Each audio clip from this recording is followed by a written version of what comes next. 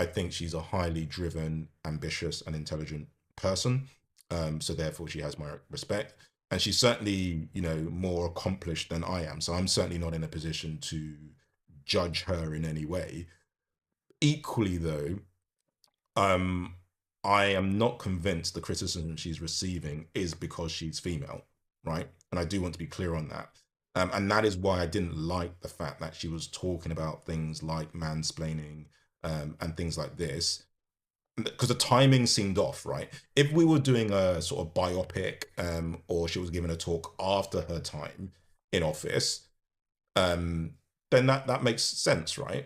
But when you're in a situation where you're receiving criticism from the media, you're receiving criticism from the electorate, there's a rise in people moving to the left, i.e., the Greens, or moving to the right, Reform, for example, and you're kind of starting to, present yourself as somewhat of a victim, somewhat a little bit.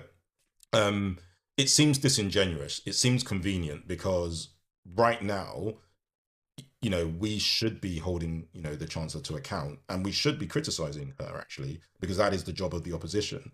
So to make it seem as though the main motivation, or a lot of the motivation, is just because she's female, I think for me was disingenuous, and that is why in that context I wasn't happy about the fact she was talking about the struggles of being a woman, right?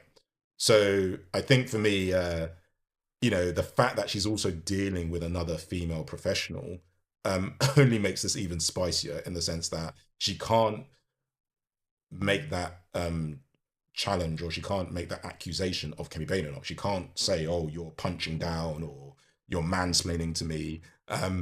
And that is why, again, I think Kemi Badenoch is really enjoying this moment, to really give her a good kicking. And it's not professional, but it is the environment of this space, and it's not one I appreciate, but it's kind of like par for the course, unfortunately, when it comes to politics.